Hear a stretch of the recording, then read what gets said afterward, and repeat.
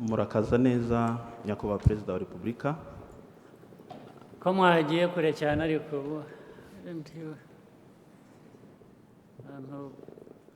we're in the same room but so far away from each other.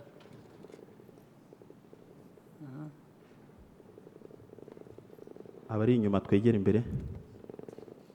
Okay, anyway, let's get started. Murakoze nyakubahwa Perezida wa Repubulika. Nitwa Christophe Nsanzimana, nkaba ndi umukozi muri Perezidanse mu ishami rishinzwe itangazamakuru n'itumanaho.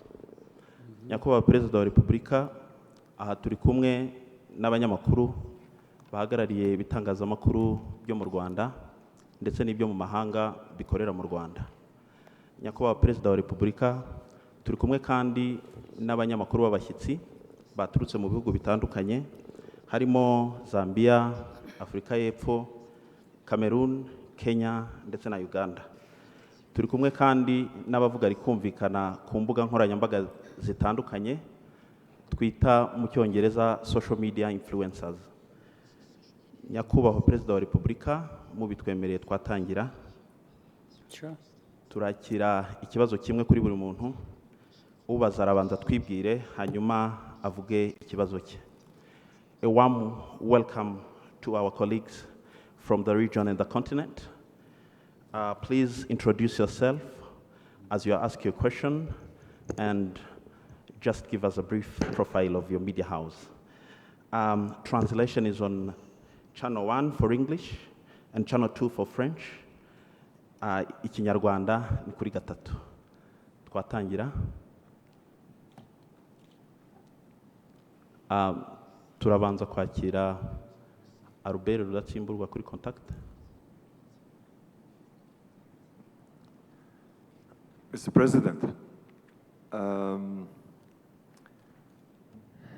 we just came from a combined armed exercise,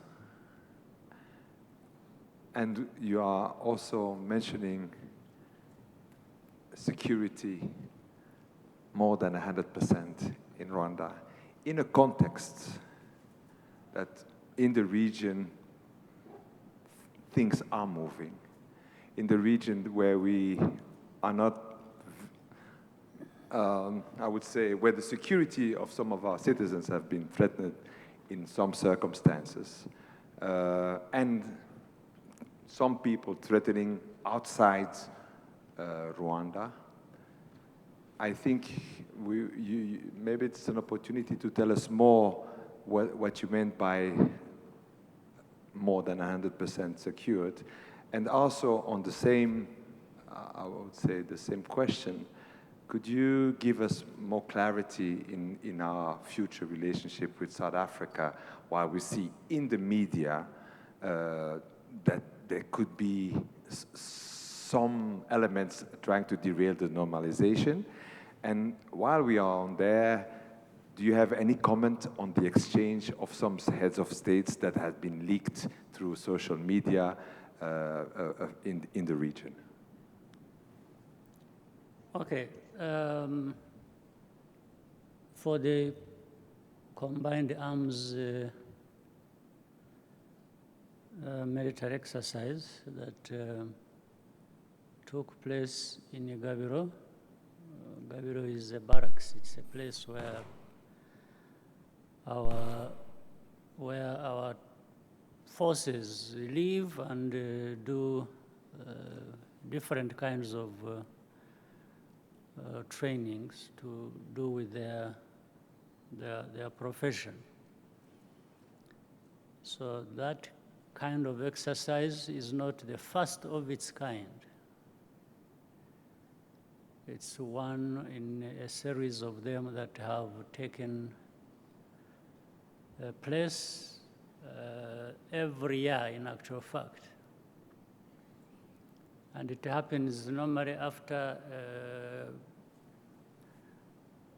some of our forces have been in that place doing training. So the exercise follows a period of training of armed forces, as was the case last time. So on that point, it's normal, it's routine. It's the way it happens for a long time. If you're talking about that happening in a time when other things are happening, that's when I could tell you that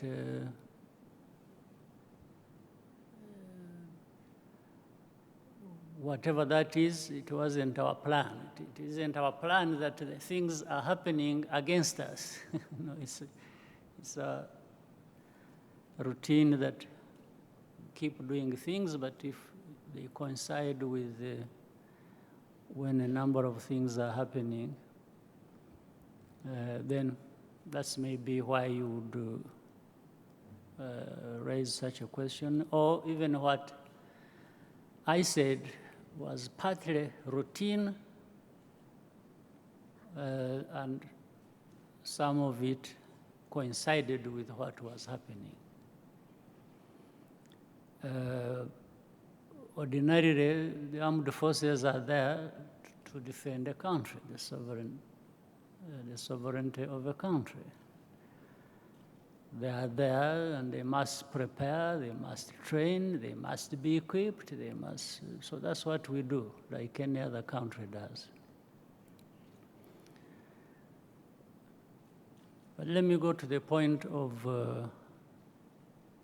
what you and me and anybody else read in the media or hear people say that is happening in the region. Our country, with all our history as you know it, and especially the recent one,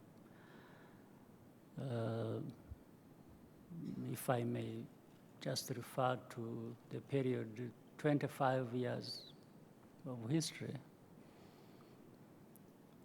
the recent one, we have had security challenges, have had political challenges of reconciliation, of rebuilding the country, and so on and so forth. Political, social, economic challenges have been plenty for the last 25 years. And the constant in that has also been that security challenge that we have to deal with the people who were behind the tragedy our country faced 25 years ago. And the same people responsible of all kinds. They are not just Rwandans, there are others across the world who have been linked with that history, with what happened, no question about it. Much as the perpetrators were specifically Rwandan, against Rwandans. So, as a number of years back, it has come and gone in the last 25 years. We have had invasions from outside, from neighboring countries. We have responded and crossed the borders ourselves in the past. So those challenges have simply been changing form, but they remained in substance as a security threat. You know very well FDLR that is still scattered across the region, outside of borders. Then there are other groups that have come up and joined them, initially something else. And,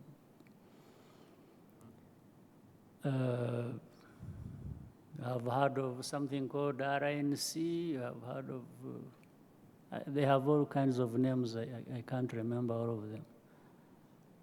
All I know is that and when it comes to us, to our history, we don't take any security challenge lightly. We don't.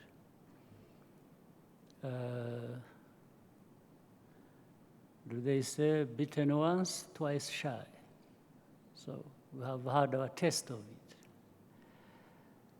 We wouldn't want to be found wanting in terms of taking care of that security business. Big or small, we'll take care of it. So we have these people scattered in our neighborhoods around us, in the region, others far away, disguised as political activists, all kinds of politics. We can still tell a difference. Can tell the difference. Those who are directly what they are, there are others disguised, and even those who help them, those we know who help them directly and they don't hide it, then there are others who help them but hide it and call it something else. Some call it helping people who are involved in the political struggles, even though we sometimes have to remind them that still, that would not be their business. Because if they think it is their business, then are they inviting us to make it our business to get involved in their politics? Every country has its own politics. It has its own challenges. It has. But ordinarily, you leave those challenges to any country that has them, or there are ways in which outsiders get involved in that, depending on the level and the nature of the problem that there is. But ours has not been a challenge that requires external involvement, except for simply showing that somebody thinks it is their business, but then that has its own associated problems. But our job is simple. Our job is not to get involved in other people's business or affairs or security or politics or something. Our business is straightforward. It is to mind our business and make sure that we deal with our challenges here in the country, even those who threaten our security.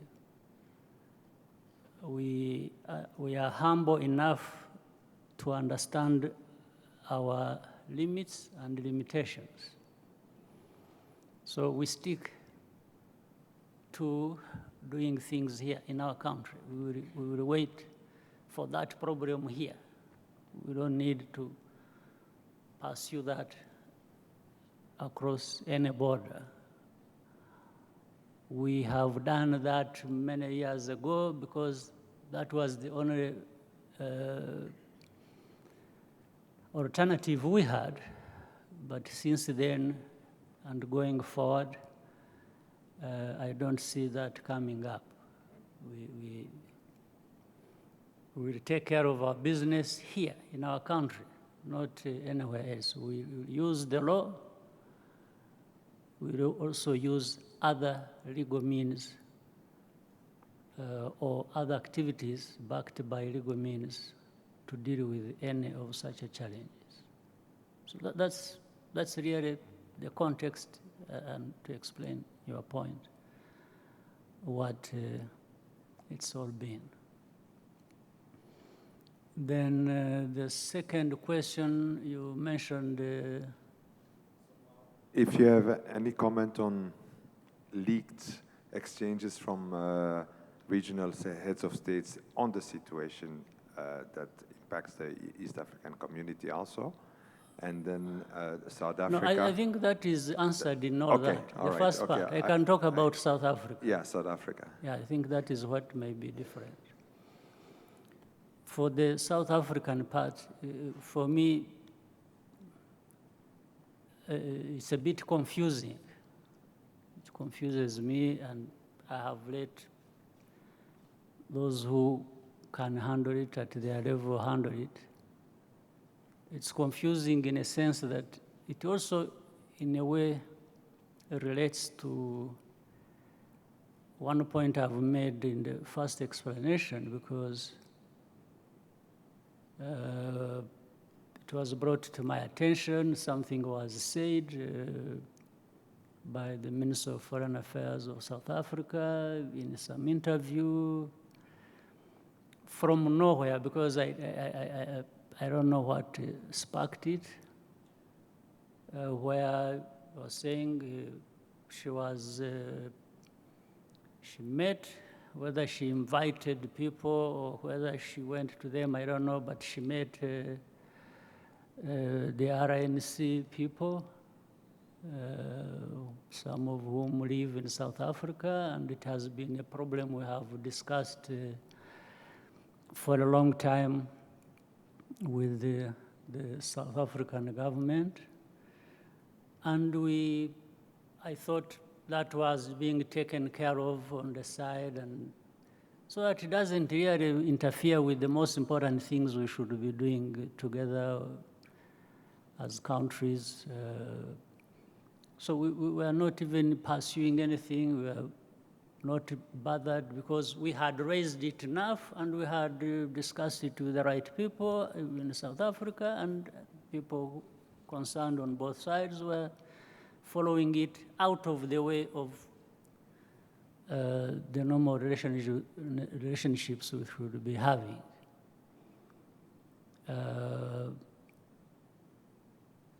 And been building a good relationship going forward.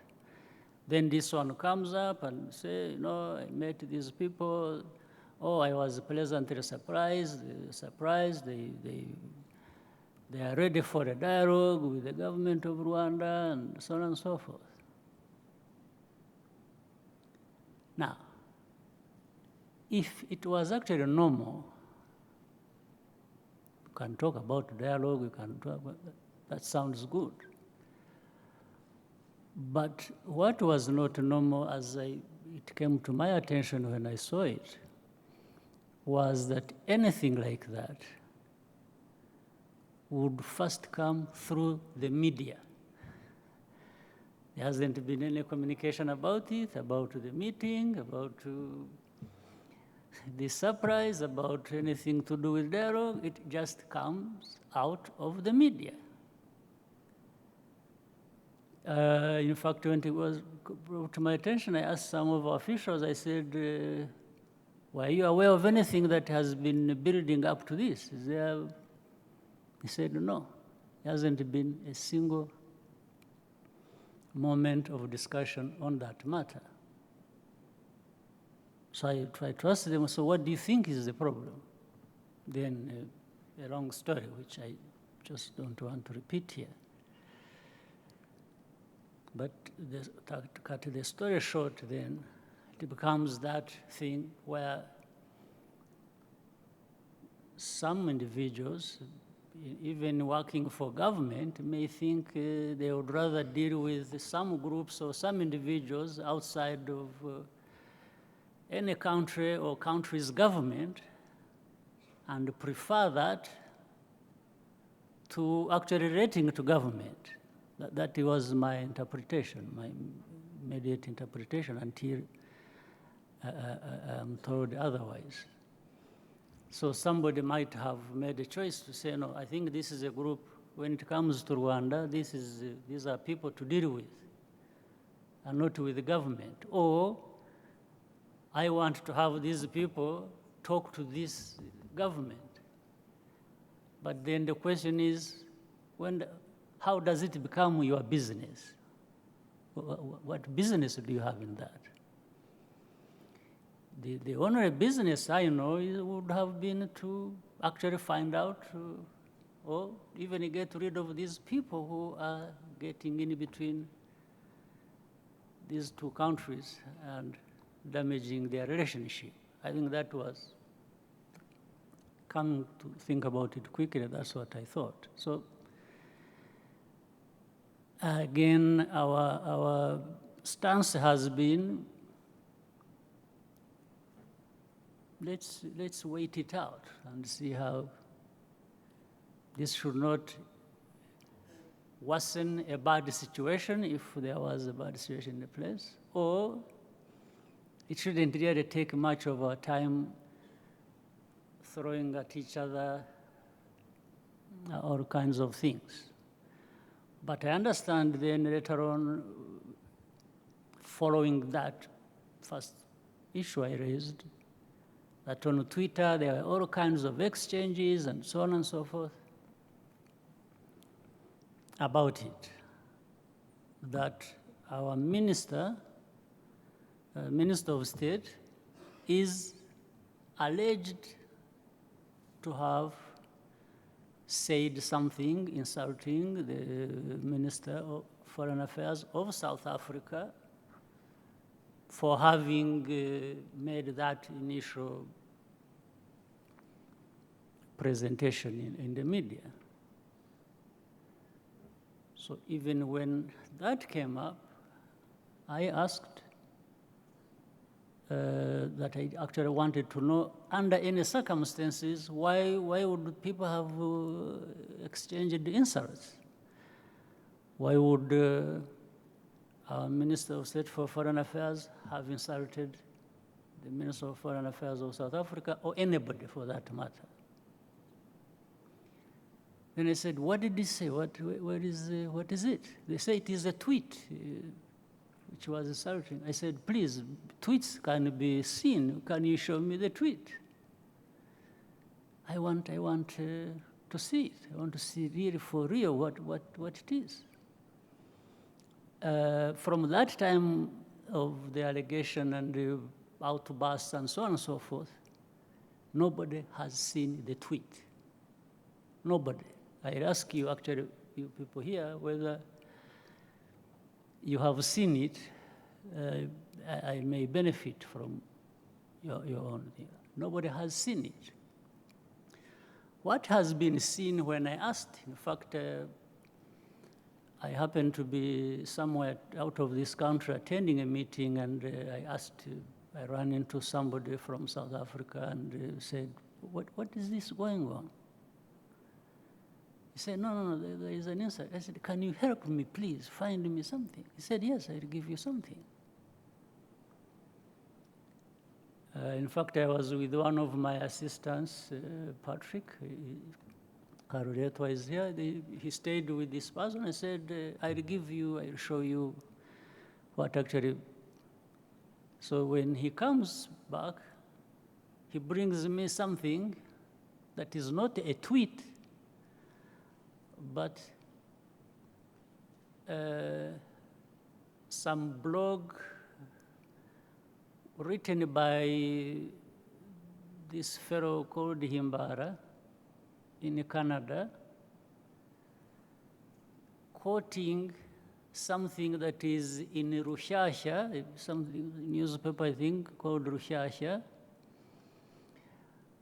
that Rushasha wrote something alluding to Olivier insulting the Minister of Foreign Affairs. This is the closest we have come to getting something of an insult from a Minister of State of Foreign Affairs, our own, insulting the South African Minister of Foreign Affairs. It is Himbara's own presentation, quoting Rushasha, and by the way, Rushasha being called my newspaper. They specifically mentioned my name, that the Rushasha, a newspaper called Rushasha belonging to Kagame, President Kagame, wrote something nasty about what Olivier said about. This is the only thing available to us, at least to me. Maybe they still weather, but if our own people are keeping some things away from me, I wonder why South Africans would be keeping away things from me when they want us to understand that what we did was not correct. So this is what some hot air running around, causing confusion, started from wherever. So this is what, so when it comes to this, and I am saying I don't really get it, then newspapers in South Africa, I think, pick it and start saying all kinds of things, twisting it here and there. So what I'm telling you, go find out. I'm stating to you facts as I understand them, and I have had the trouble to try and understand what is going on. If there's anything different from that you think are facts, I would want to hear from you. So otherwise, for the neighbors who keep writing things about us, we have had neighbors also who provoke us, and one time they cross our borders, and I've even had a few of our people killed, like last time on our southern border. But let me tell you, I have said this publicly, that we aren't going to be moved by any amount of provocation. If it is provocation, we see it for what it is, and I think there are more important things for us to do here, but we just need to secure our borders and keep there until somebody finds us here, then we will sort that out. So I think I have given you the answers you wanted. turafata ikibazo cya kabiri kuri Athan wa New Times. Mr. President, my name is Ethan Tashabia. I work with the New Times. With? The New Times. We see many young Africans still crossing to Europe, seeking green pastures, only to find even harsher realities abroad. What do you think could be the best way to solve this issue, and also on the relationship between Africa and Europe? Thank you. I mainly think we should solve the problem at the source. It doesn't matter that we could also solve problems at the other end, but I think we need to start from home. At source, meaning in our own countries, we should do everything we can, and I know every country is trying their best to address the social, economic, political problems for the country's development. And that is the first thing that can help retain our young people and keep them here, so that if they are to go out to Europe or to any other part, then that happens in an orderly manner, in an orderly fashion, where you are not having to deal with a wave of people fleeing their countries under any pretext. Or some of them are not excuses or pretexts, but they may be genuine, but they can also be addressed genuinely without having to result into problems. So that is, for me, addressing it at source is very important. Then collaboration, let's say what affects Europe, between Europe and Africa, people can work together and say, okay, those who are there, already there, who have arrived, how do you treat them? Can we understand that they need to be treated humanely? And some of them can even be facilitated to come back why not? They should come back home to different countries where they of their origin. And those who are to stay, it's up to those countries who have received them to decide whether they stay and how they stay, and then those ones who haven't left, we can work together to make sure that they have something to do, they have security, they have all kinds of things that enable them fulfill their aspirations, so they stay. That is, I don't find any other magic of dealing with that particular problem. With your permission, Your Excellency, we can take the next question from our colleague from Zambia.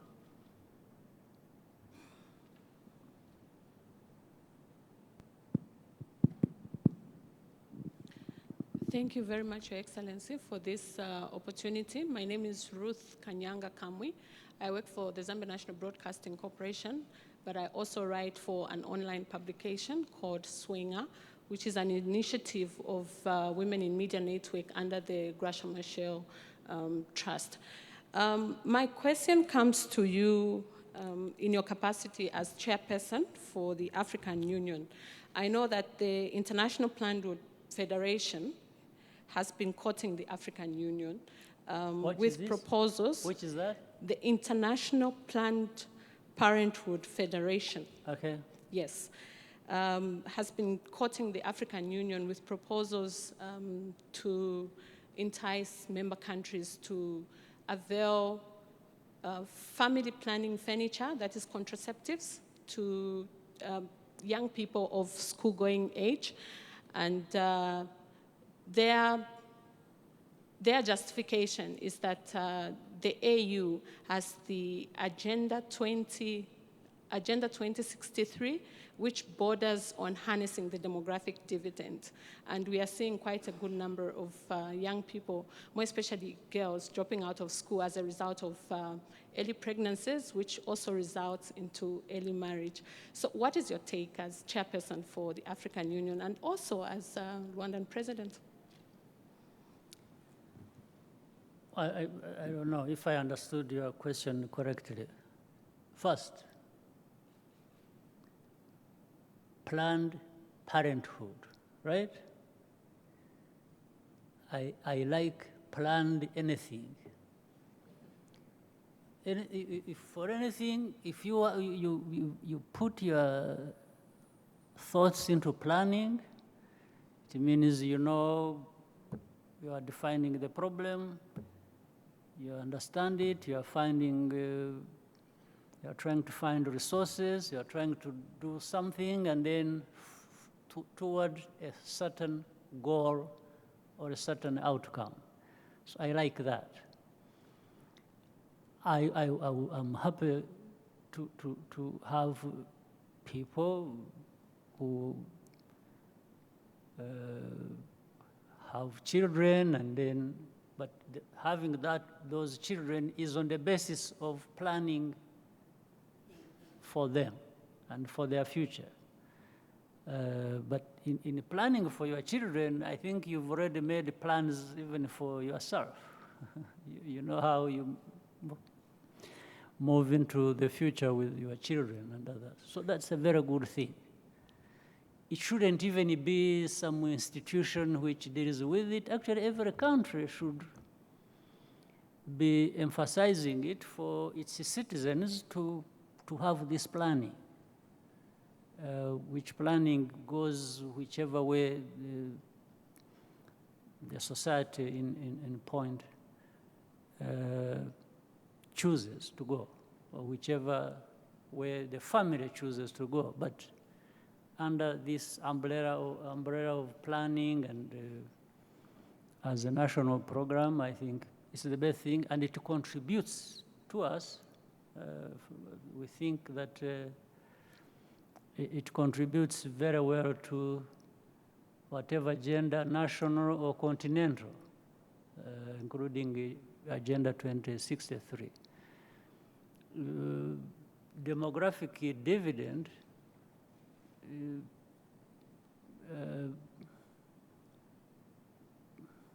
first of all, this demographic issue if it arises out of good plans, then it's going to be more of a solution to many things we have than a problem.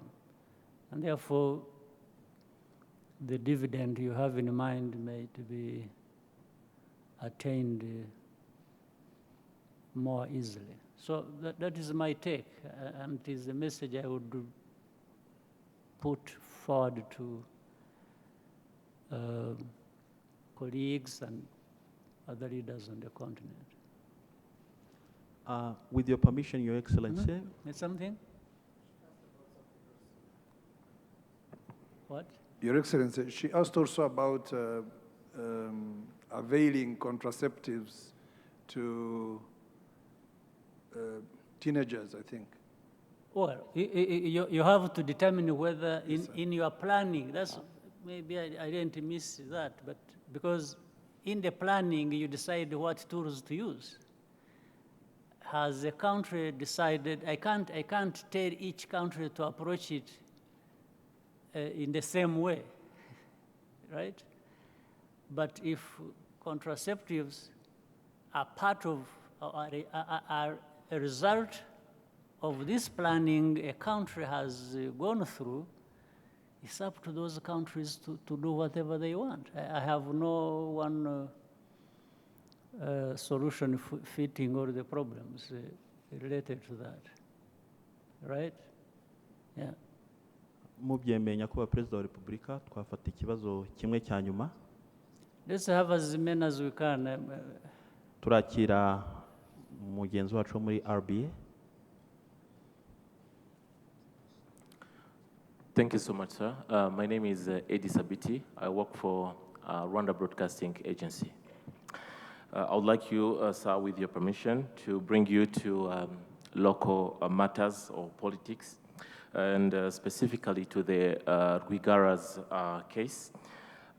There has been talk from the usual Western critics that they are critical of Diane Rwigara is something that was done under pressure. How do you personally respond to this?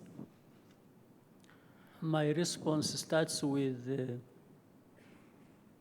your question. Pressure from who?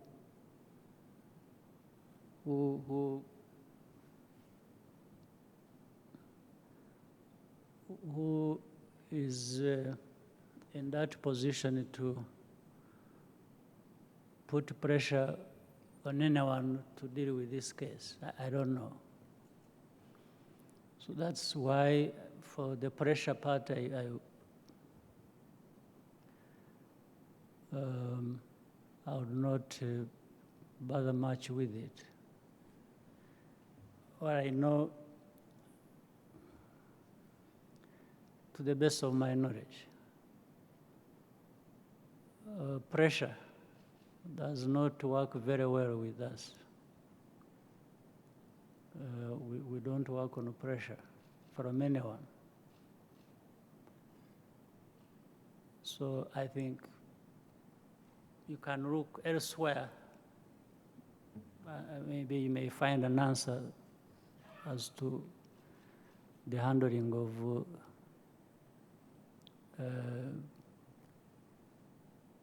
Rwigara's case, or even to understand Rwigara's case in the first place. There are many, many questions around it and a lot of answers, but it doesn't take much of my time, and I don't intend to spend a lot of time on that. So, but take it from me that there is nothing like pressure that would work. Excuse me, sir, with your permission, I would like you maybe to make it clear-cut for us. We have seen so many cases and so many persons being extradited to Rwanda during the last few years. But why do you think Rwanda today, having every time something related to justice is always brought into politics matters. Why do you think always that comes? Is it because they don't understand it, or they don't get or see the line between politics and justice in this country? I think it has something to do with the whole history of our problem, which, or even the history per se of the country.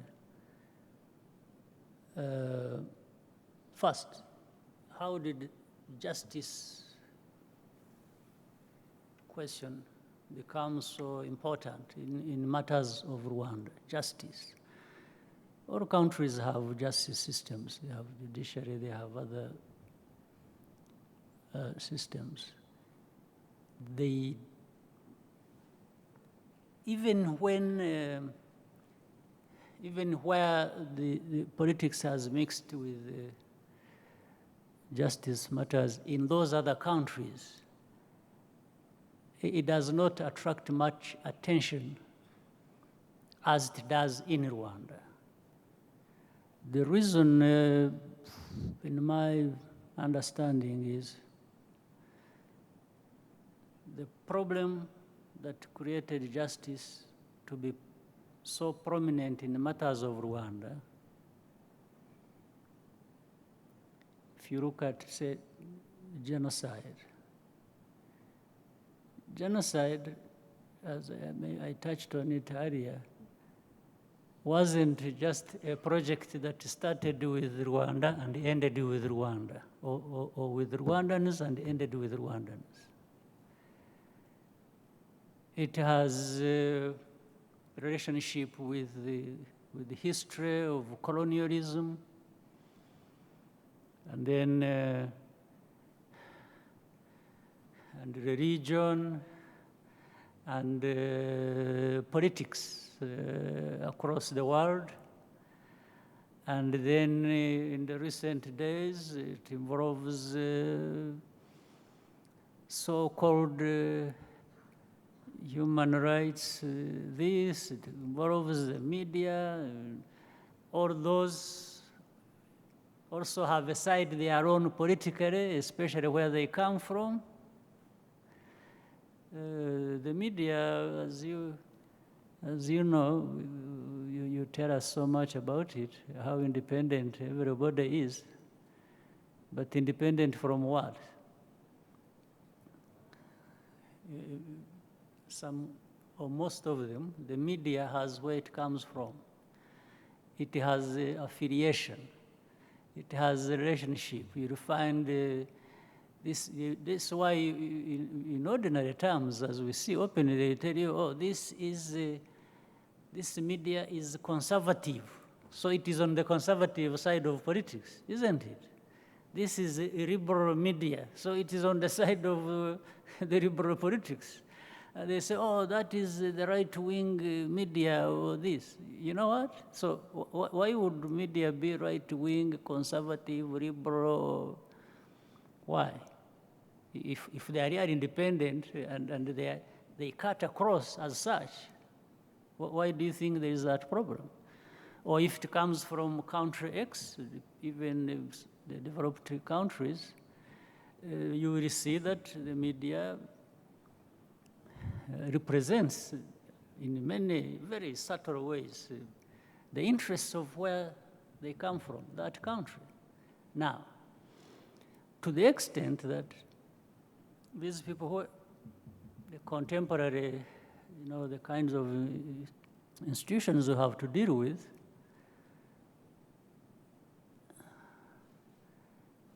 they will act in defense of where they belong. If these foreign countries or institutions or whatever got involved in the history of genocide and were part of it,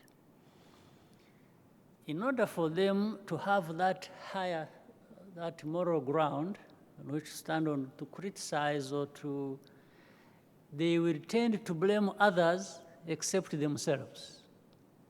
So they will necessarily have have to absorb where they come from, so that where they come from and them can easily be the judges of what they are talking about. Do you get the point? So this genocide, you see, that took place here in this country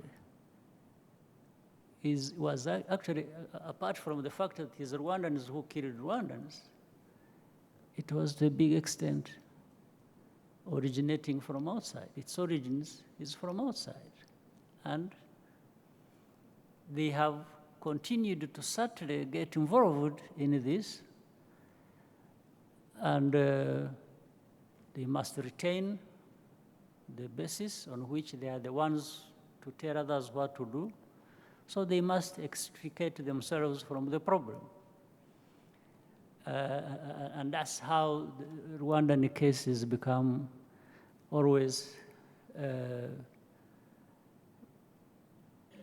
some kind of high points of arguments and politics that will cut across the globe. So that is we can talk more about such a things in another setting, but for now I can stop there. We will take the next question from Citizen Kenya. Yeah, earlier you said there are many people from outside, yet Yes. I haven't heard from them. I want these outsiders to, Citizen Kenya. because sometimes they write about us and I want them to be informed about us. Yes, sir. Sometimes they Okay. I always see things like, where is the East African today? The East African is The here. East in front. African is writes all kind of things about us. I thought, but I thought this was Rwandese.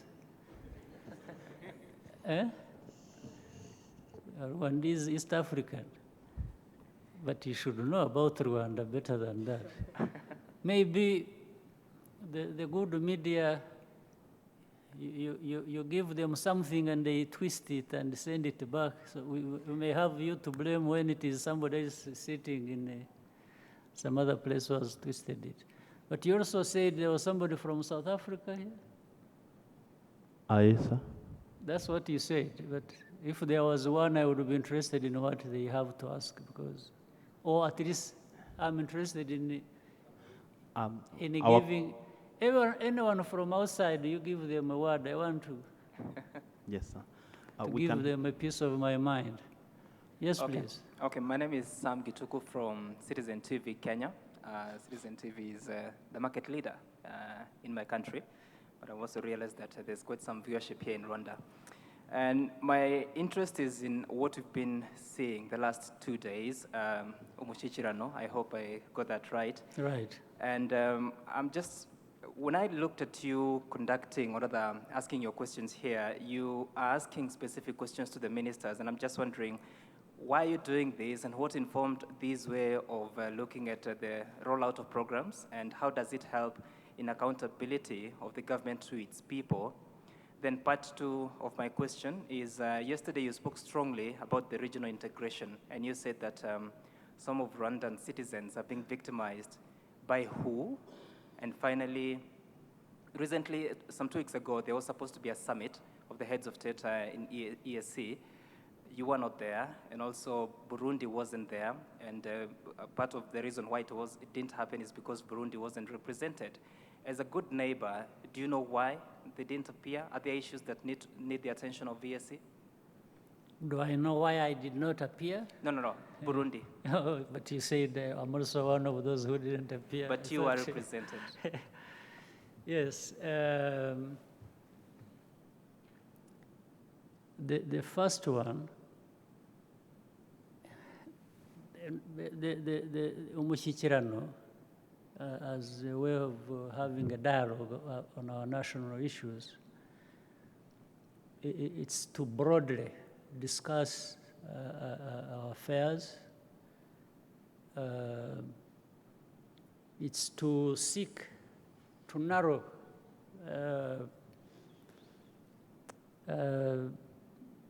our differences in understanding of what we have to deal with and how. It's to have as many people contributing to this discussion of the national transformation agenda we have.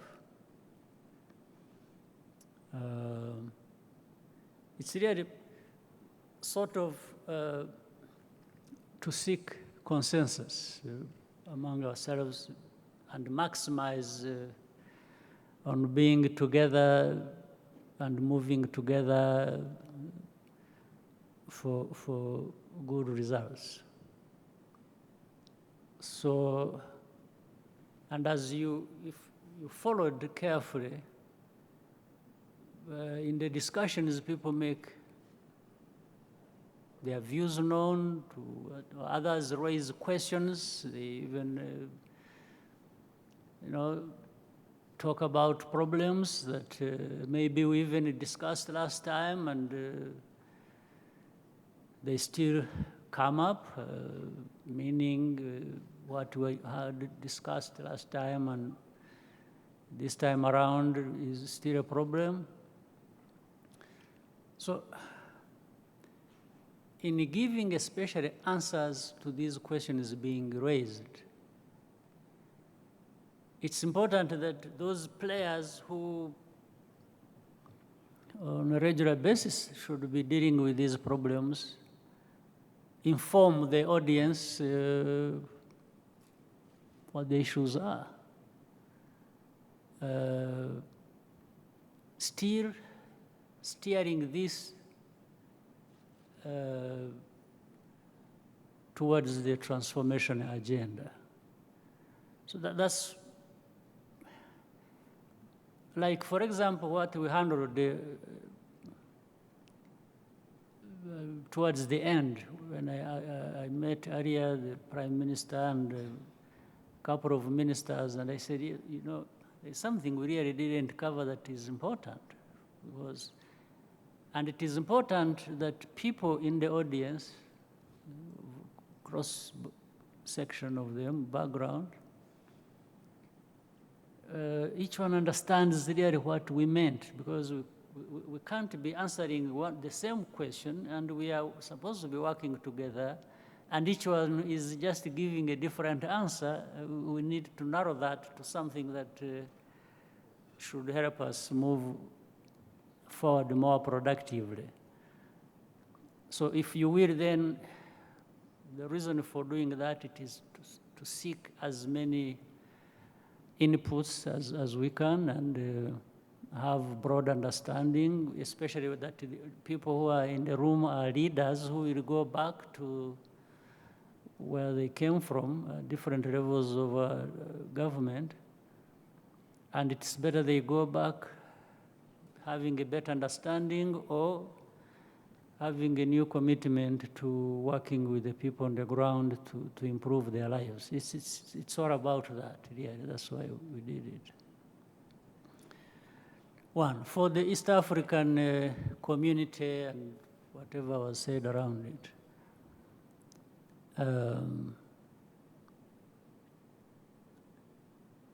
First, by the way, I did not attend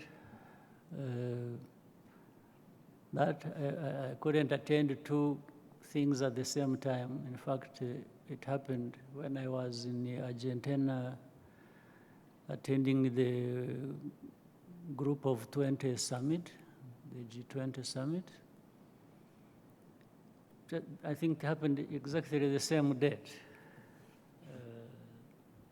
But even then, whenever there is a reason, you will find one leader or the other not attending, but countries attend.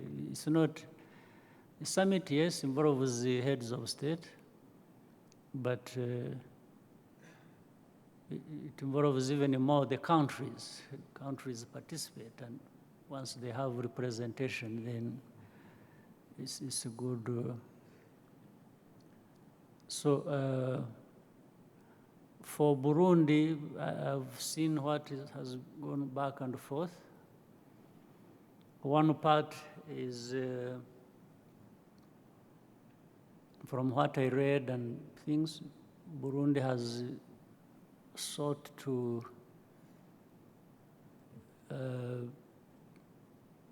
give an impression that actually they have no other problem except Rwanda.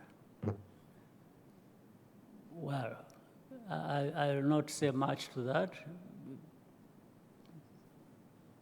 I leave it to whoever wants to make a judgment on the basis of what they know, or what they would want to know, to be able to do that. But it is also in the same way I mentioned to you that we have had all kinds of provocations from Burundi, and we have not fallen for that. We have not been sucked into these provocations, and because I think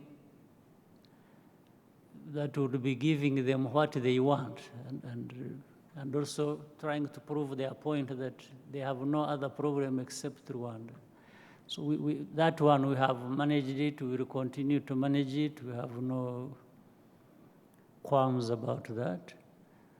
But the rest, there are other issues really that are not Rwanda, about Burundi, which maybe they should be helped with in finding a solution within the East African Community framework, where countries can work together to address particular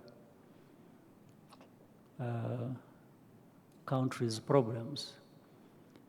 I have heard of all kinds of stories about the person from Burundi who is the East African Community Secretary General, who has, so that can't be Rwanda. When there are issues of mismanagement and to a very high degree within the East African Community Secretariat's management, it has nothing to do with Rwanda, but that is something also that can be handled by the institutions of East African Community, that really Rwanda can contribute to, but it doesn't play a bigger role than anyone else. So going forward, I think our record is very clear, how we have intended to do everything within our power as a country, Rwanda, to promote regional integration, to promote the well-being and cooperation of everyone, with everyone in the region, and we will continue to do so. I have heard also all kinds of stories and read in some of the things being said, oh, Rwanda is not interested in the East African Community. In fact, when I heard you say that I was not there in this last summit, I thought that's what you are coming to, because that's what some other people said. So, but it seems it was not what you are saying. Secondly, I have heard something saying, you know, I think Rwanda and Burundi, well, they don't talk about South Sudan. They talk about Rwanda and Burundi, that maybe they were not ready to join East Africa. They should have been made to wait. On that, I just I hope one day that will come up maybe with me, whether in the media or with anybody. I have something to say, to whoever thinks like that. That one, on record, there isn't anyone who can claim to be working better for East Africa than ourselves, than Rwanda. Rwanda, no, there isn't anyone. Second, Rwanda to have joined the East African community was our choice, but I think it was also our right. And I would tell whoever that it wasn't anybody doing us a favor. When we joined the East African community, we had not been kneeling down to people or bowing to people to give us this great favor for which people can keep pointing fingers at us. I don't think it's no favor we sought with anyone. We thought it was a good thing. We thought it was the right thing. We thought it was actually our right to be there. And we benefit from others, and we benefit others as well. This is why we joined the East African community. Otherwise, if East African community was a monopoly of some few, and that was the basis on which they created it, then I think it was a wrong premise from the beginning. So count on me and inform those you reach that Rwanda isn't anybody going to contribute better towards the integration and the cohesion of the East African community than we are trying to do. Right? Your Excellency, we can hear next from our colleague from Uganda.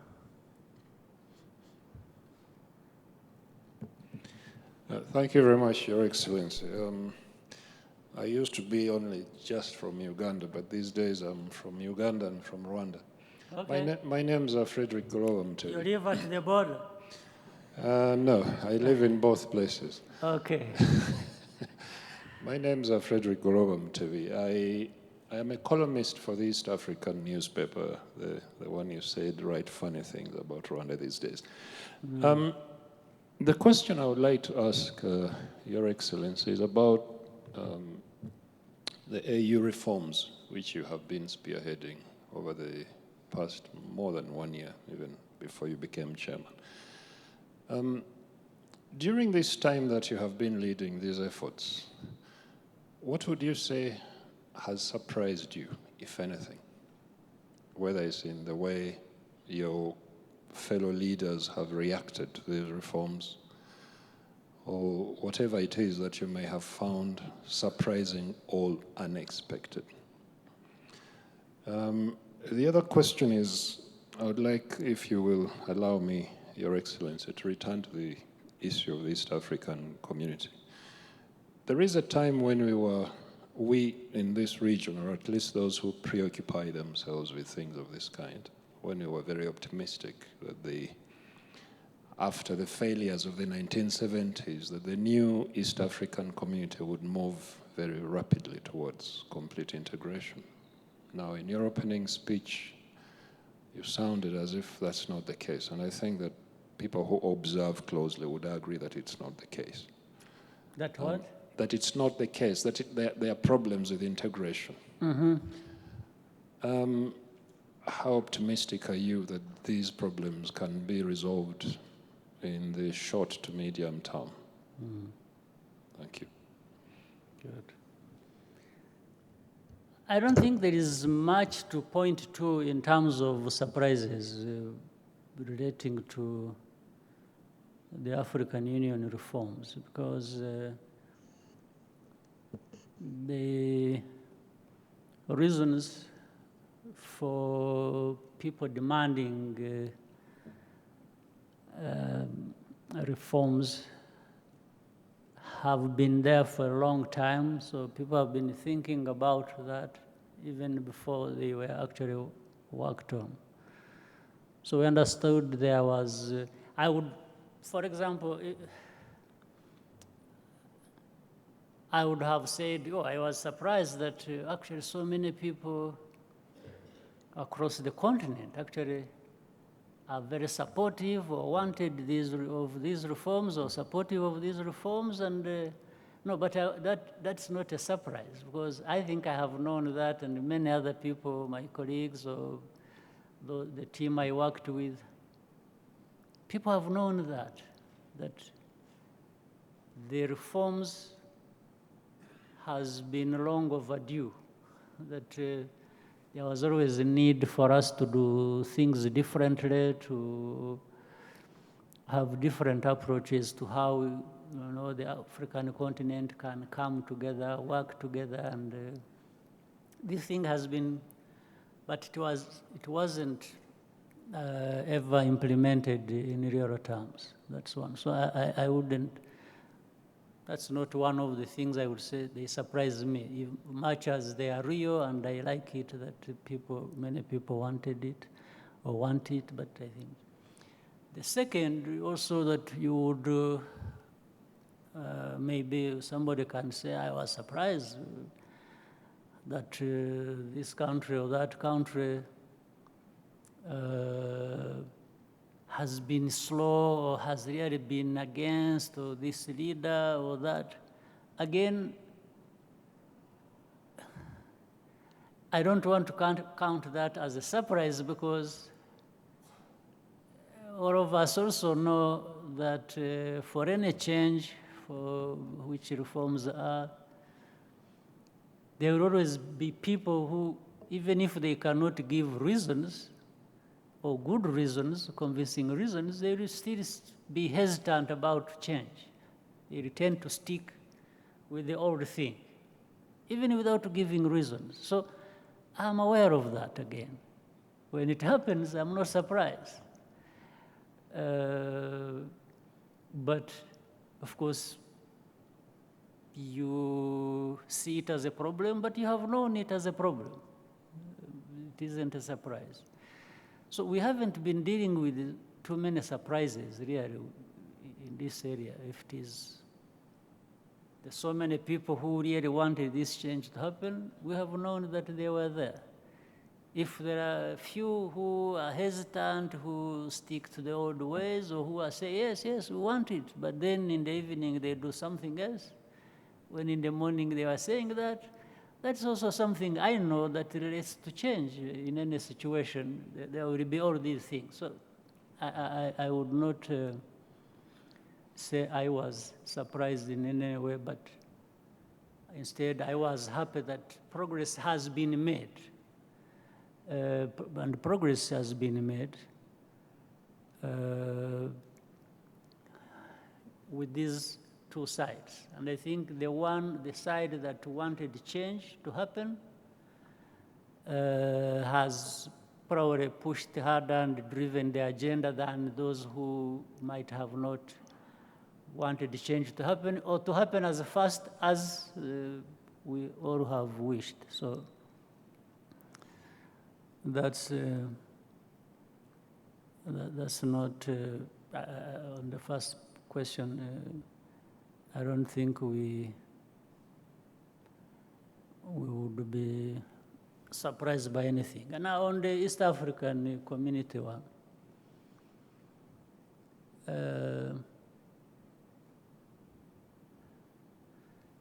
first of all, it's good that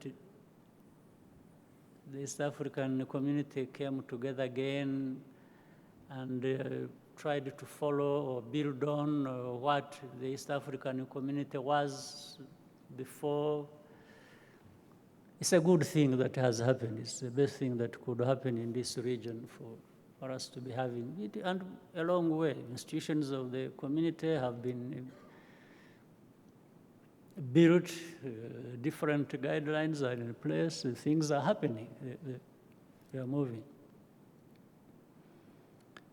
But in the same way I was answering the first question, you will find there is always going to be, human beings, we are complicated.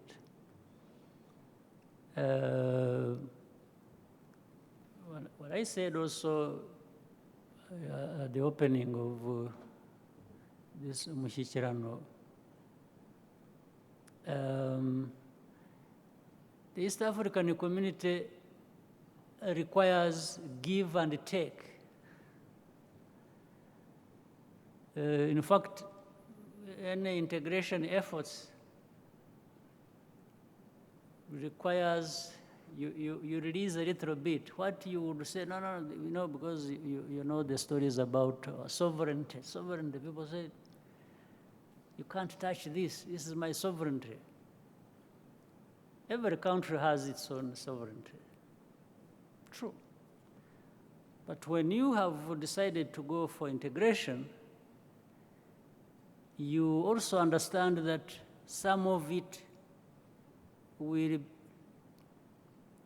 be ceded to, you let go some aspects of it. How much or which one is not what I'm talking about, but each country will decide overall to say, I will submit to the urgency, to the importance of integration.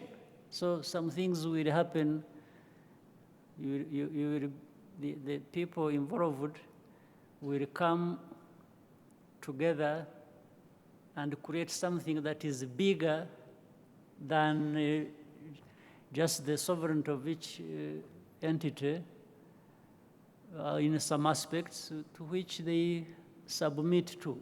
That's what I call the give and take. But in that process, you don't expect everybody to be doing as well as the other. We all have different things. You will find people will be faulted on this or that. But then when it becomes so prominent that somebody says, well, in the East African community, I must have this. But you are not mindful of what somebody else also wants to have. Then the East African, the integration process is affected in some form or another. If it was something that was supposed to connect you, all of you, and you say, no, I want to connect there, not there, then the other one will say, no, but we are connected in any case. You don't want to connect it with or to me, or you want to delay it, but on a daily basis we are connected. We have to do things together. So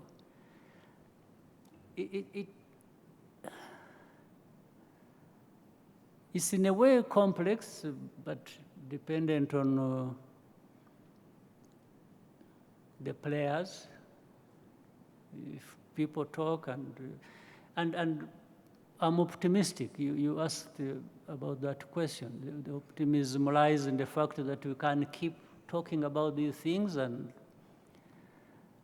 arguing for certain things to happen in the integration process with each other. Again, we reach that point where we show each other that, when I give you this and you give me this, we are both better off than if we give to each other nothing, or if we just give one and the other one doesn't give back. Emphasizing that discussion or that way of approach will help, but already there are things that have happened that give me the optimism, because we are not starting afresh. We are not starting from nothing. We are starting from something that is already ongoing and understanding and just needs to be improved on a regular basis and taken further than where it is today.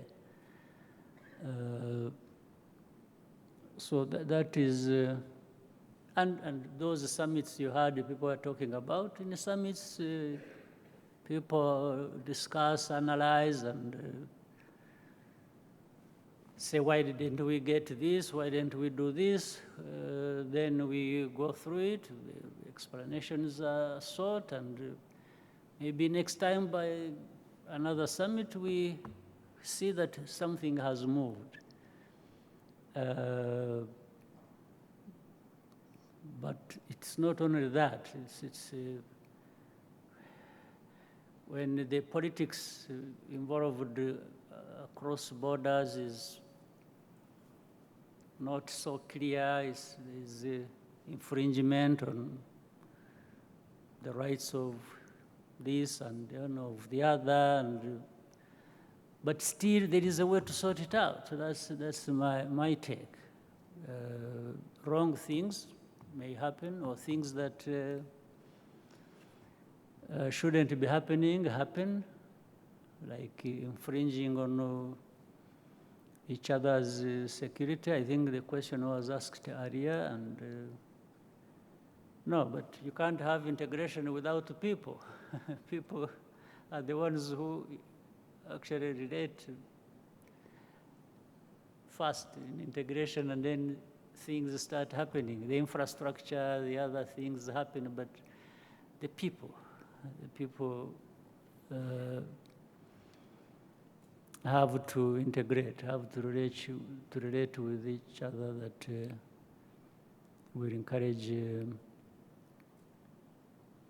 that integration to happen. So it's a political world we live in, and we must know how to manage and keep doing our best to manage. Next, we shall hear from our colleague from Cameroon.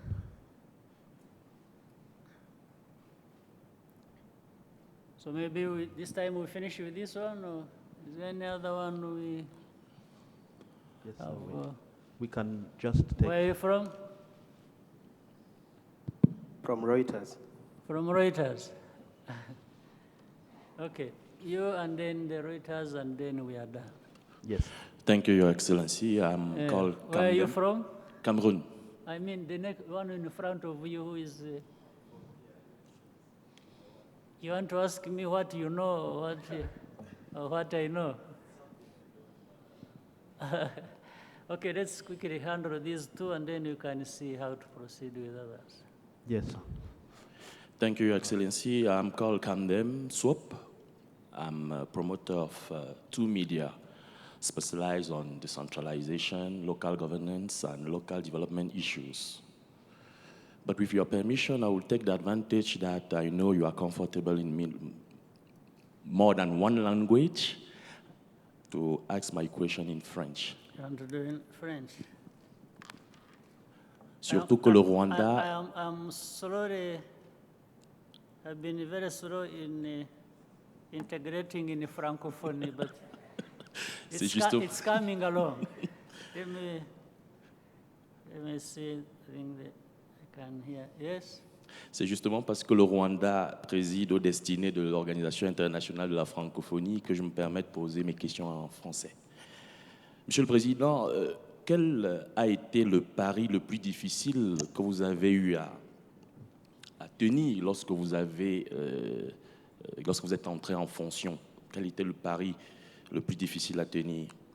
Ensuite, depuis 2 jours, et lorsqu'on fouille les archives sur l'événement qui nous rassemble ici, Umushyikirano, on se rend compte que la question de la mémoire est extrêmement importante dans les échanges et la reconstruction du pays. 16 ans plus tard, avez-vous le sentiment que l'idée de base que vous aviez en tête au moment de lancer un tel concept a réussi à prendre véritablement ancrage au sein des populations au point de vous survivre?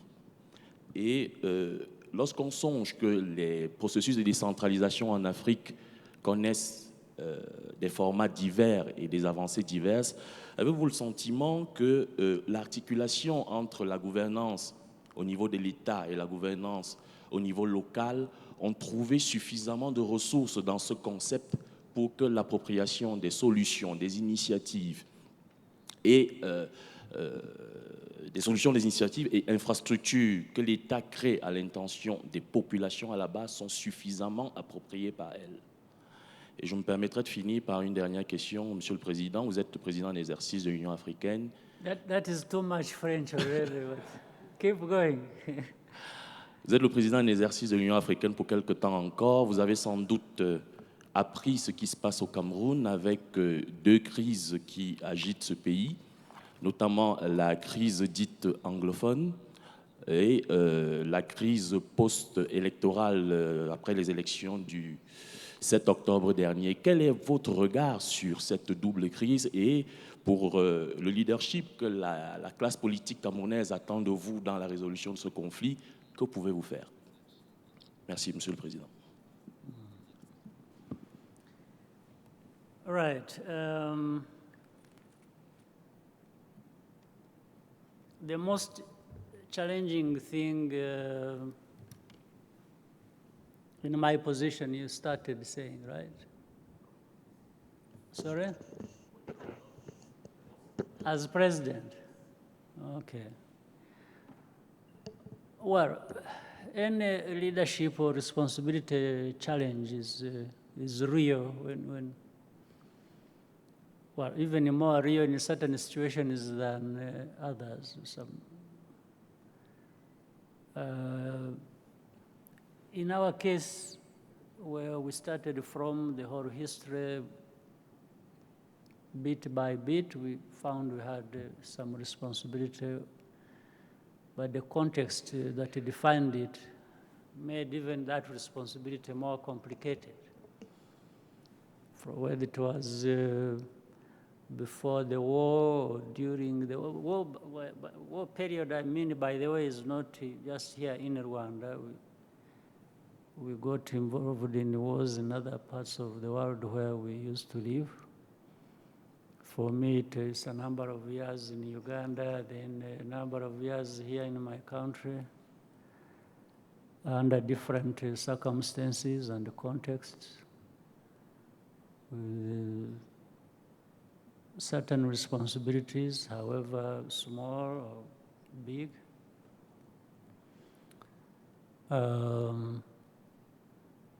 So then when we are here, all that kept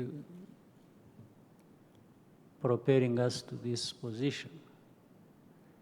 So depending therefore on the context and circumstances,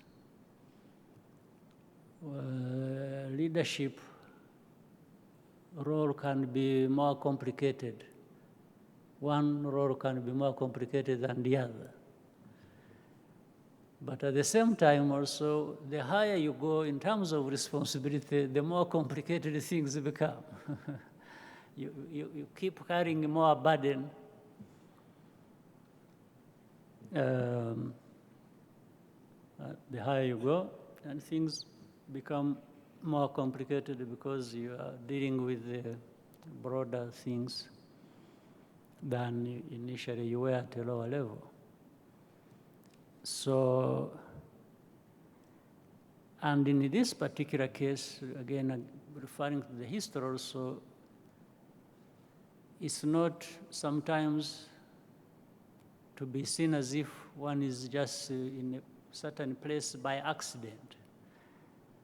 Well, we can say by accident in one form, but because it could have been something else, not that. But what is constant is all along there is what you sort out, you sought to achieve or to do to achieve something. In our case, the many years of struggle, we sought to have a country that we did not have.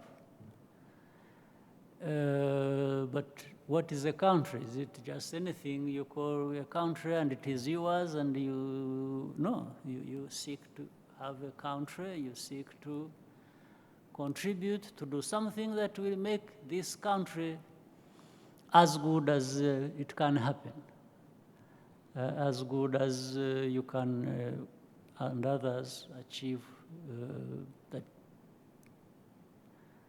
you deserve. So The complication, therefore, the problem, the challenge, a unique one I face, if you say that, is to say, well, how do we put things together for a country we deserve to be there? What do we do to sustain it, to make sure that you're not doing well just for a day and then the next day what you are building collapses. So it drives you, but at the same time it challenges you every single day, and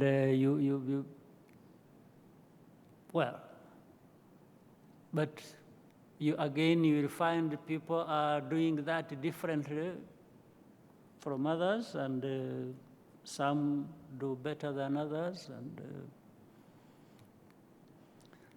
so there are many factors that it's not just, it's not something mathematical that when you do this, then this happens, and there are many unknowns also, and things. So that's how it has been. It's a challenge. It's a big thing.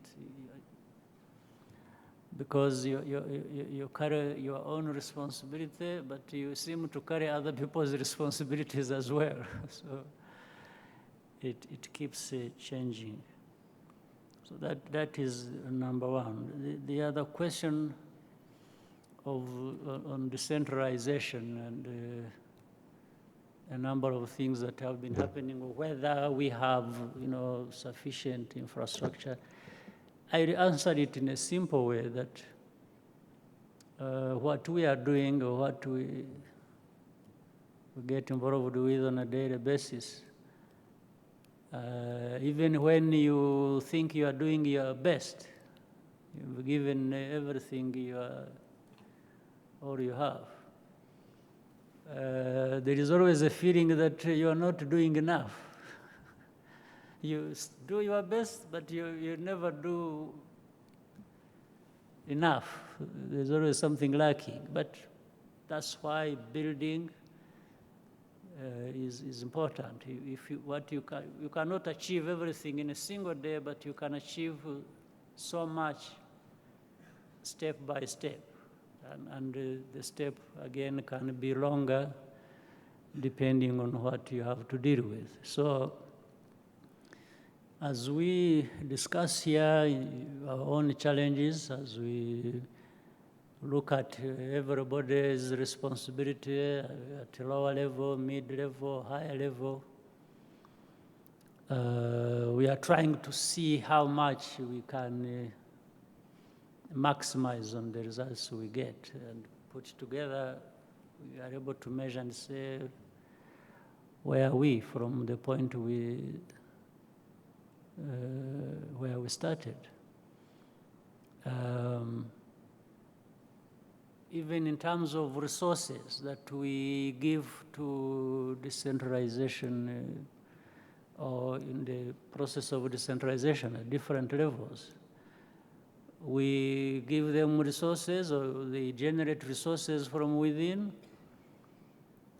Actually, we sometimes ask them for more than they are able to achieve with the resources we have given them. But maybe that's the best way to do it. You keep trying to say, use the resources the best way you can, achieve as much or even more than you actually thought you would get by the same resources. Again, it's not a clear-cut issue. It's complex. Sometimes even there is a waste of resources. They don't go where they are supposed to go. Even when all the resources are available, they don't go maybe where they are supposed to go. So that is what happens. But I think what we have in place is the best thing we can have, at least for this time. If along the way we find we need to improve something, then we will go ahead and do it without any impediment. If we need to change direction to get better results, we will change direction. But there is no point in saying, go slow. If you're in a direction you believe you are in, try to move as hard and as fast as you can, and that's what we keep seeking every day. But decentralization helps to get everybody involved, or more people involved than those who are not. If you can eliminate a case where there are no, if you can create an environment where nobody is left out, then that's what you want to do. So now you asked me something about Cameroon. And what? Okay. The Anglophone crisis since 2 years now, and the political crisis that started on October with the last presidential election as president of UA. You see, AU. Answering this question is going to be very simple for me, on the basis that I'm very ignorant about it. So I will not say much about it because I don't know. I've heard so much about it in terms of what is happening, but I haven't dived deep into. So I would hesitate to discuss it or to make comments. But I am also aware that the African Union Commission and others are paying attention to it. It has been escalating to some other levels.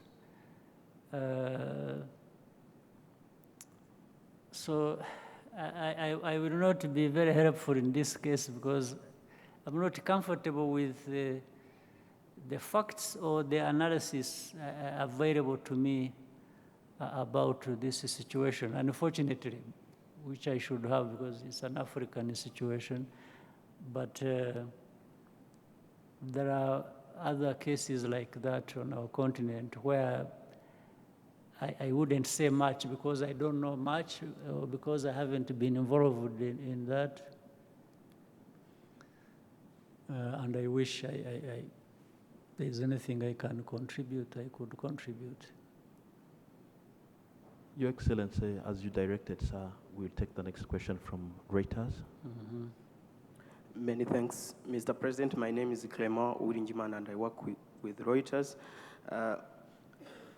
As you said that we've had invasions in the past, and you said those challenges remain. And recently we heard there was a fighting in the western part of Rwanda with FDLR. We wanted to get clarity on that, how many people died. We heard there were casualties and fatalities.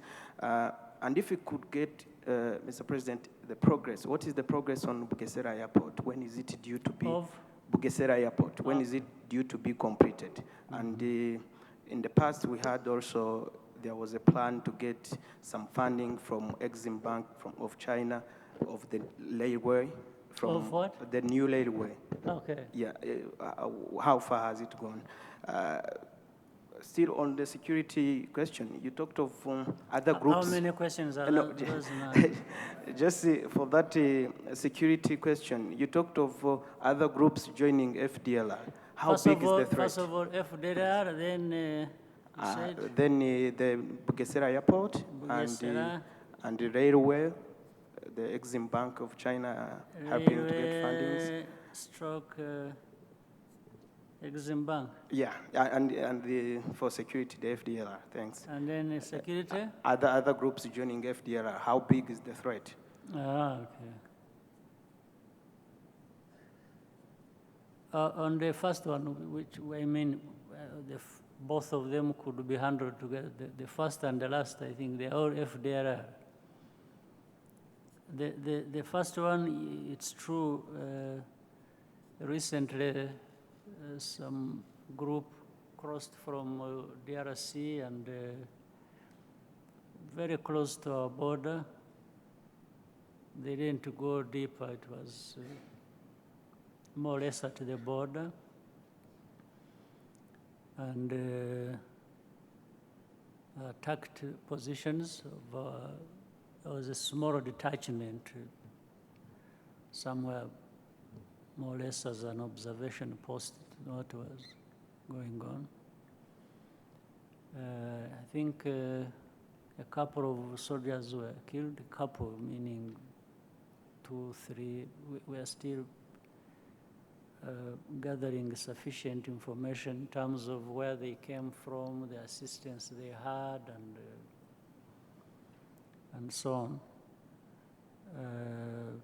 Then a number of them were killed when they crossed. Others actually we had, they died on the other side. They were carried by their friends and taken back. So the numbers, I would be more comfortable later on when our own people concerned directly will talk about that. And we are seeking clarification and cooperation from the authorities in Congo, cooperation in understanding what facilitated this to happen, or why it should have happened at all, and I'm sure we will reach a good understanding of what the two sides will reach a good understanding of what it needs to follow to make sure that we understand what happened, we make sure that nothing like that happens again, and then we move forward. So the groups with FDR, there's another group called RNC, which we have understood 6 and has been getting together with the FDRR. We learned recently and not so long ago, they've been having collaboration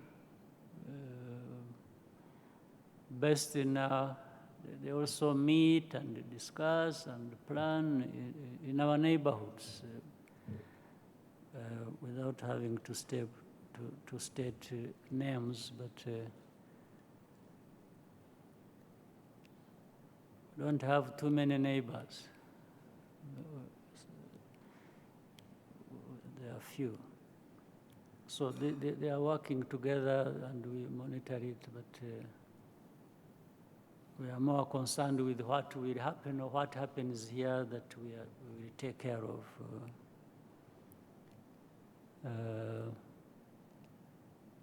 So you have heard of something called RNC? Through the media, yes. Yes, sure.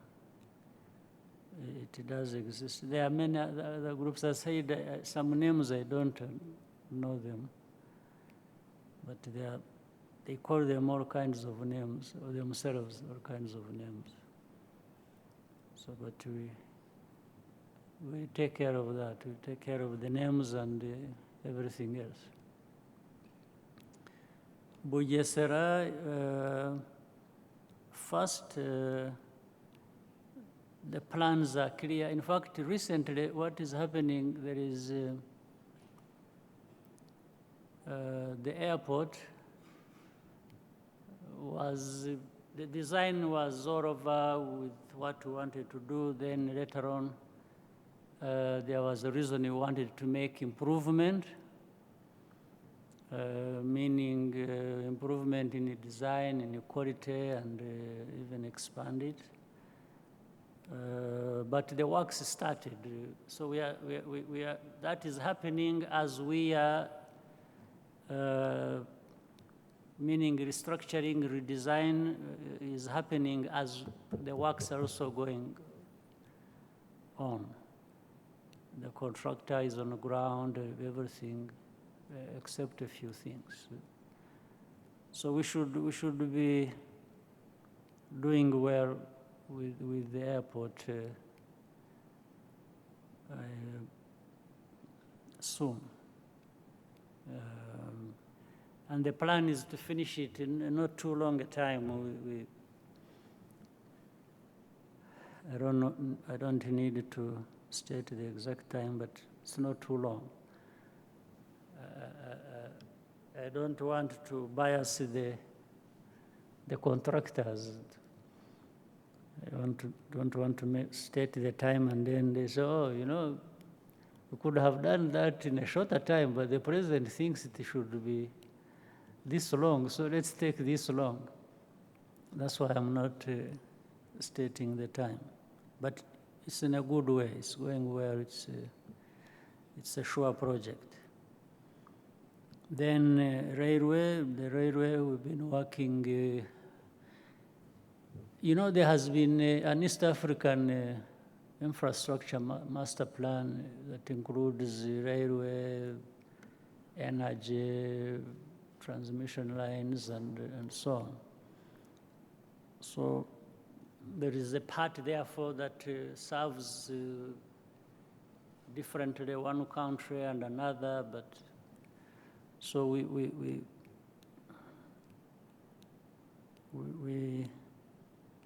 are discussing how to take it forward with a number of our neighbors, well, 2 neighbors really, because, well, more than that, because if there is a railway coming from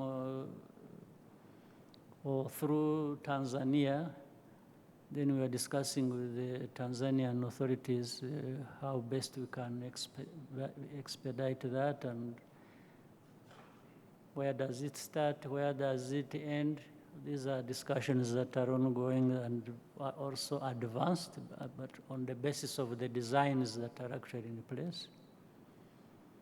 Then if it is through Kenya, Uganda to Rwanda, the path to follow is also clear, or there are different options,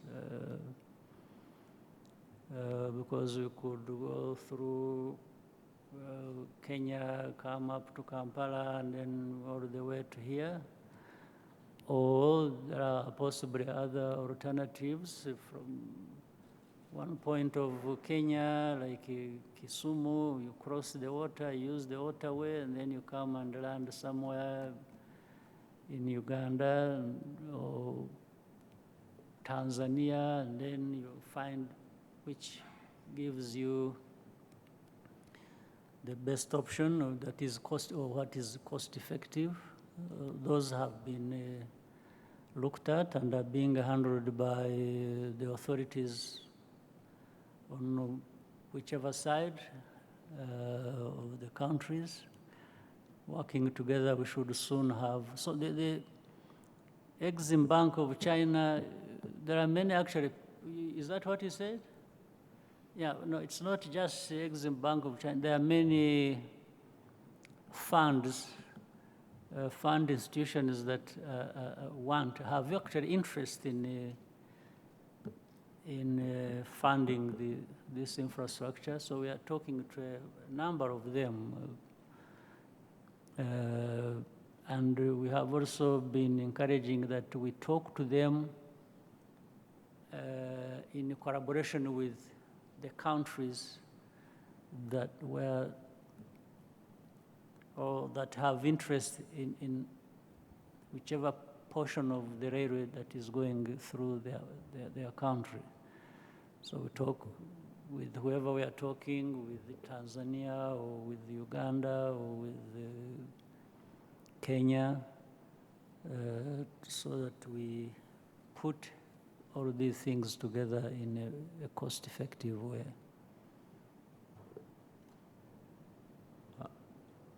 For a matter of clarity, you talked of a couple of soldiers on Rwandan side and a number of others from the attackers. Sorry?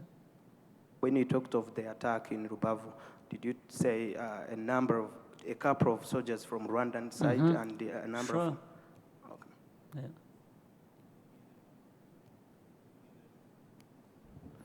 With your permission, Your Excellency, we can take one last question from our social media influencers.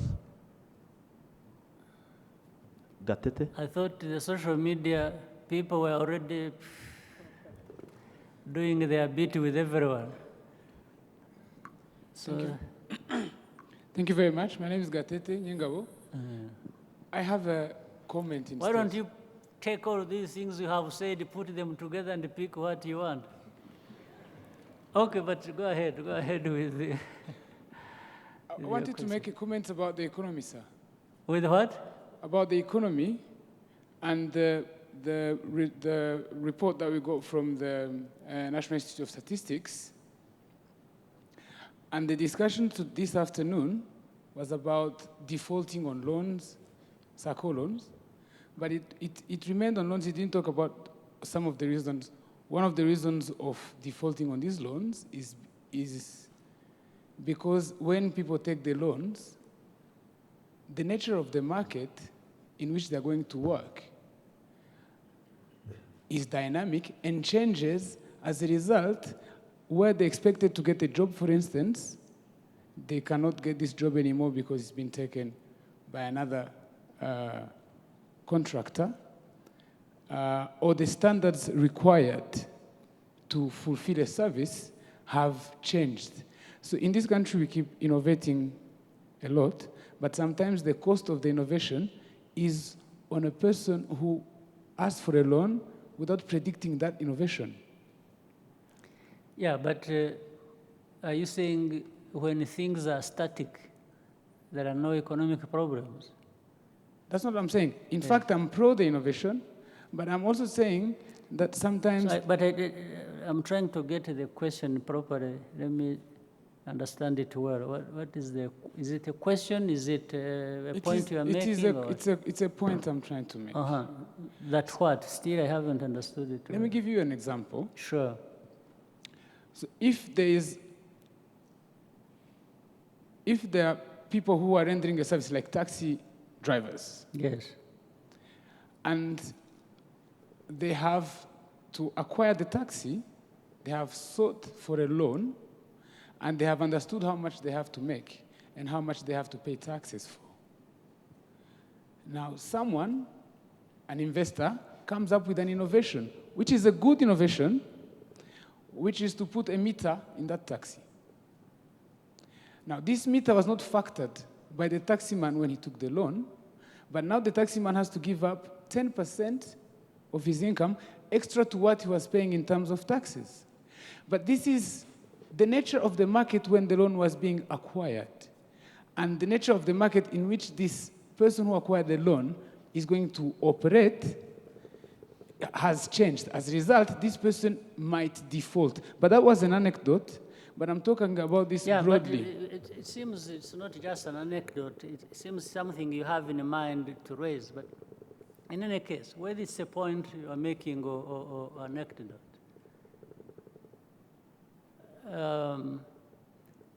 that is, as a part of the economy and the dynamics in the economy, it's a much small thing. You are talking about one group, one area, but there are thousands of them, different areas. So you picked on one to give an example, but that's okay. Second, you have forgotten another thing. Even the one who buys a loan to buy a taxi, right? A car. He doesn't stop, for example, the prices of fuel going up or down. It's like that. It's another dynamic that steps in without knowing or without the choice of this person who bought the taxi on a loan, isn't it? Still, it is going fuel that you have to put in your car may be more since we are using more or less the worst case scenario, I won't say the lower, but let me use the higher like you are using. So fuel price might double, right? This you can't stop. There are certain things that have to happen. But There are a number of ways to mitigate that as well. You don't look at just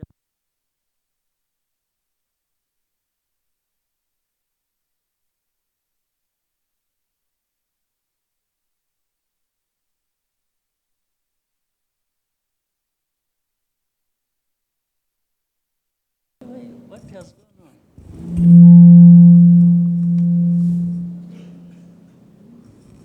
You take it away.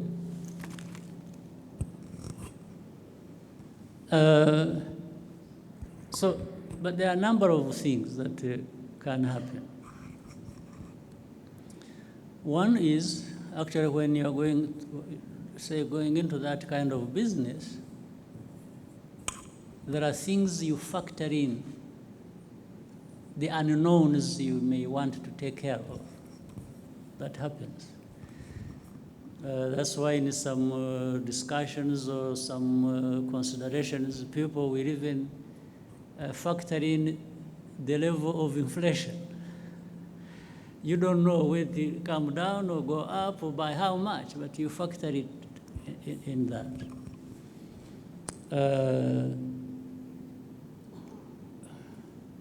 Or, in fact, what also happens is that maybe the tax person will factor this, will price this in what he's going to charge. You see, so things can never remain static. You've got to figure out how to deal with the changes that you see or you know, or the changes that you don't know that may happen. You still have to think about some of these things that are known.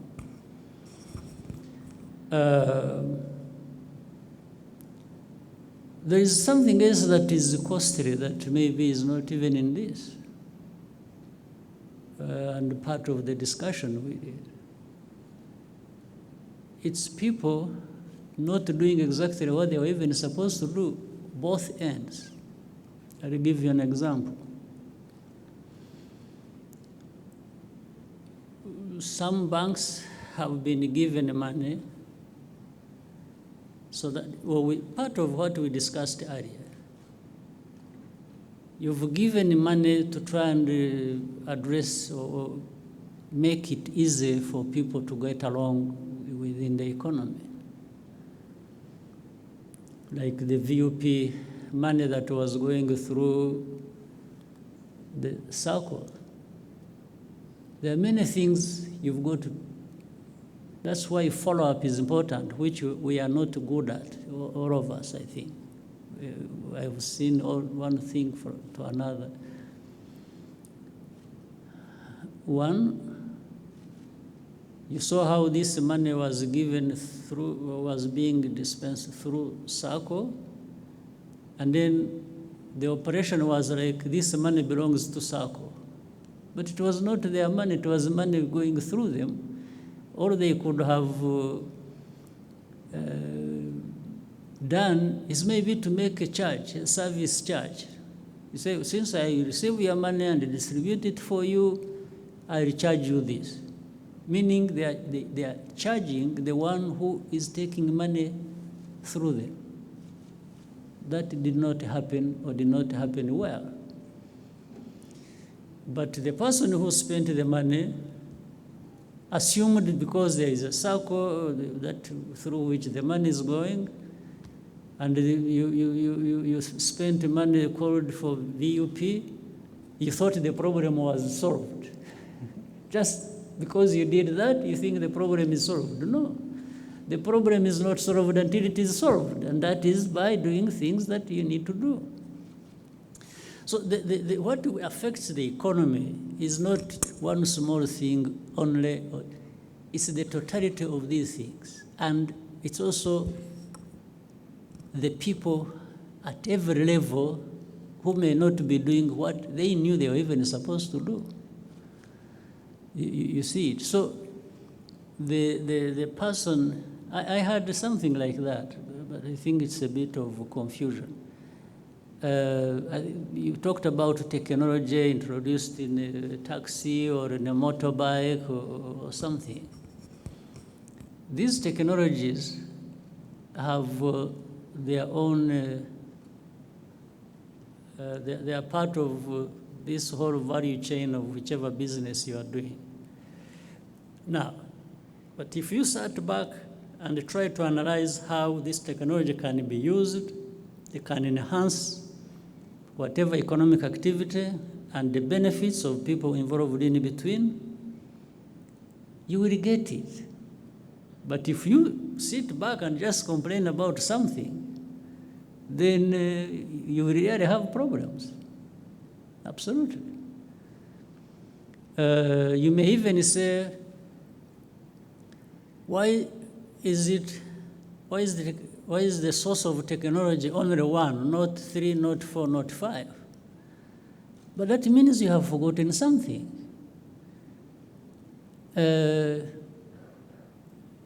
It's a market of some size you are talking about. So is it a size of the economy in which you can have 10 players involved? Does it make sense? Is it 3? Is it 1? It's like in telecommunications. Would you say, no, why do we have 2 operators? Why don't we have 10? If somebody asks that question in disregard of the size of the market within which these players are playing, it's not a very intelligent question. You've got to relate all those things. You want to have more. But if you can't have more players as operators at that level, you can actually multiply more players where that can happen. Instead of having 10,000 people, you may even end up having 20,000. You see what I mean? So you have to look at it holistically and then make the corrections you want to make that you find they have merit. Is that along the lines of the question you're asking? Good. So you got some material for your blog? You can add many other things we said. All right, I'm done if you are done. Yes. Thank you very much. And on behalf of the media fraternity, we would like to wish you, Your Excellency, and your family a Merry Christmas and a happy and prosperous New Year. Same to you all. Thank you. Have a good afternoon, sir.